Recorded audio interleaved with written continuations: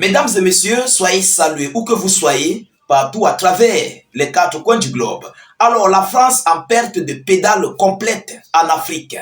Oui, la France qui était hier un donneur de leçons, aujourd'hui est en train d'être malmenée et chiffonnée et surtout balayée par des États d'Afrique qui ne sont même pas à la hauteur de faire un affrontement avec l'État français.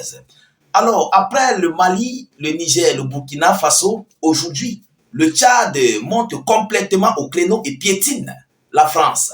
Cette France qui était hier un père palotin de tous les États d'Afrique, aujourd'hui est une France dont on n'a même plus besoin d'écouter.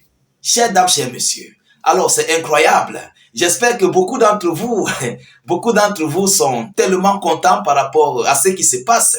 Donc, aujourd'hui, nous assistons, après l'ultimatum qui avait été donné par l'État tchadien, de dire aux Français de quitter leur sol, plus précisément avec leur base militaire.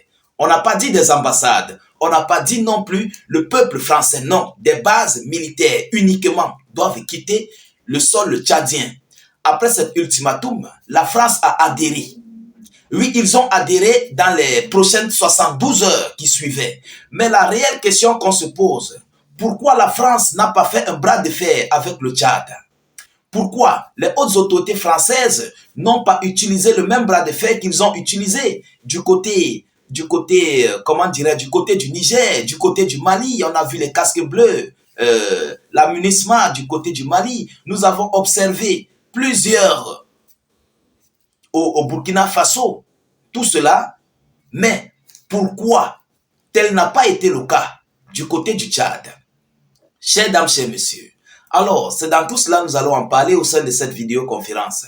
Je vous prie, vous qui nous suivez, de d'abord, peuple d'Afrique, peuple du monde, partout où que vous soyez, sécuriser la vidéo avec un maximum de j'aime. Ça nous permettrait ici de sécuriser notre vidéo et notre page et ça nous encourage évidemment.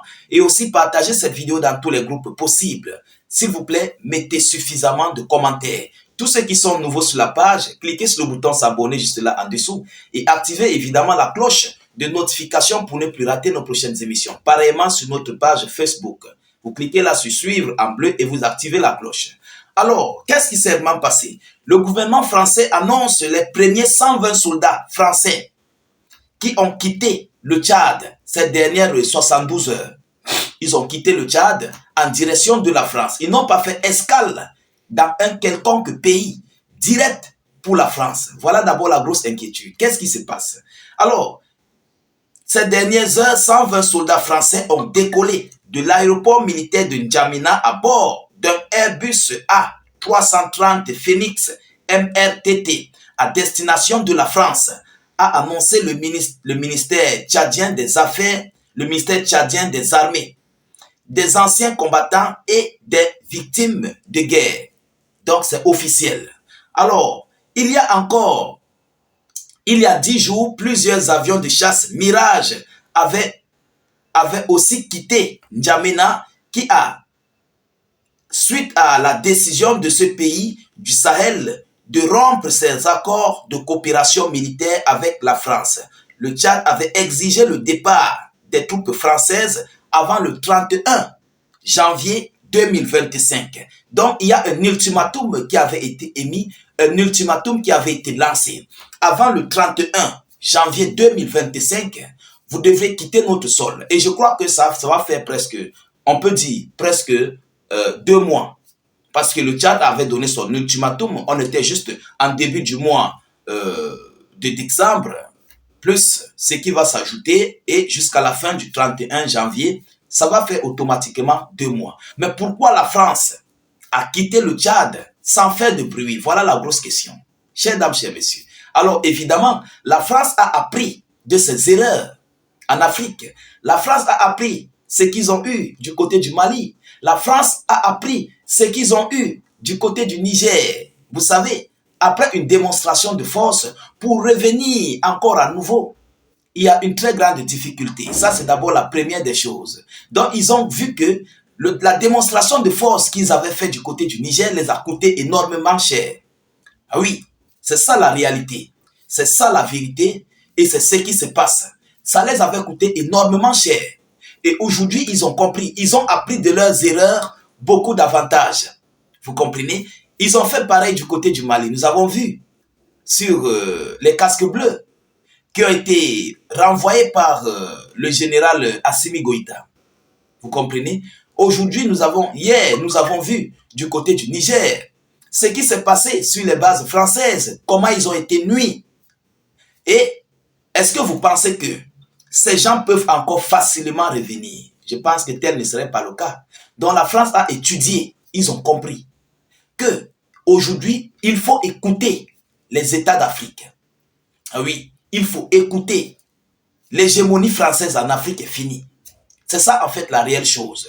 Et vous savez, lorsque la France quitte sans faire du bruit, elle a encore 50% à 70% de chances de revenir, mais par un autre régime et par d'autres accords différents de celles qui ont été dans les années antérieures. J'espère que nous sommes clairs.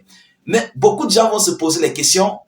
La France, le Tchad a gagné, le Tchad a gagné. Attention, c'est vrai, le Tchad a gagné. Vous comprenez? Mais qu'est-ce que la France a comme intention dans cette idéologie? Voilà la grosse question qu'il faut se poser. Pourquoi la France n'a pas fait un bras de fer avec l'État tchadien, comme ils l'ont fait du côté du Niger? Ça, c'est encore une autre question. Alors, évidemment, parce que Emmanuel Macron veut garder, il veut protéger, ou bien, pas Macron, l'État français veut protéger ici ses relations, soit amicaux, soit, je ne sais pas, toutes sortes de relations qui va surgir demain, après-demain, dans les prochains jours à venir, au cas où ils ont peut-être besoin, soit de traiter, de collaborer, 50%, 50-50 gagnants avec l'État tchadien ou bien avec les différents autres États d'Afrique. Donc aujourd'hui, la France a compris qu'il ne faut plus faire du bras de fer. C'est ça la réelle chose. Et aussi par rapport à cela, face à la situation du Niger, la France a compris qu'ils n'ont plus rien à gagner au niveau du Sahel. Plus précisément au Niger qui fait frontière avec le Tchad. Ils n'ont plus rien à gagner, ils n'ont plus rien à investir, donc leurs troupes ne leur servent plus à rien du côté du Tchad. C'est vrai, les différents complots ont été démasqués par rapport à ces groupes de Boko Haram qui sont financés par la France, qui ont été financés par la France incessamment avec leur costaud navire qui a côtoyé les différents ports du golfe de Guinée, passant par le Cameroun, qui a abrité, envoyé du matériel militaire du côté de la Côte d'Ivoire qui a été transité, et puis du côté du Nigeria. Alors, chers dames, chers messieurs, nous avons observé, la France a compris qu'ils sont en erreur. Ils sont complètement en erreur.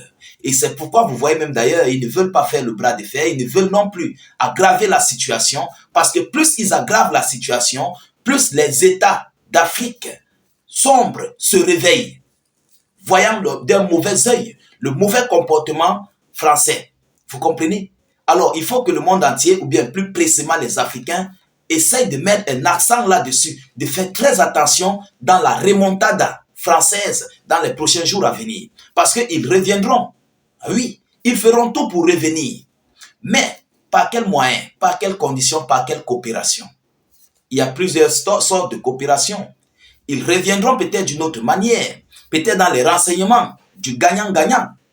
Et s'ils font un bras de fer aujourd'hui, est-ce que le Tchad pourrait encore les accepter dans le domaine du renseignement? Je crois que non. Donc c'est pourquoi vous voyez la France à plusieurs points qu'ils ont positionnés pour leur remontada. Alors, chers dames, chers messieurs, nous continuons de suivre cette actualité, ce déguerpissement de l'armée française sur le territoire tchadien. Nous ne manquerons pas de vous tenir informés dans les prochains jours à venir. Parce que présentement, il y a encore d'autres troupes françaises sur le Tchad, mais qui sont en train de quitter petit à petit.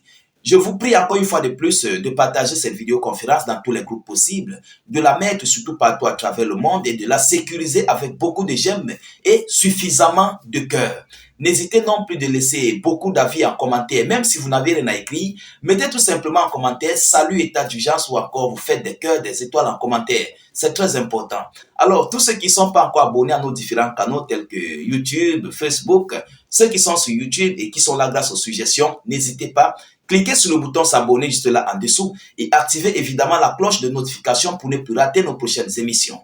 Alors, ceux qui sont sur Facebook, vous cliquez sur suivre là en bleu et vous activez ensuite la cloche de notification pour ne plus rater nos prochaines émissions.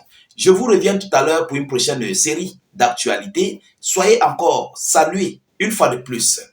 Ciao, ciao.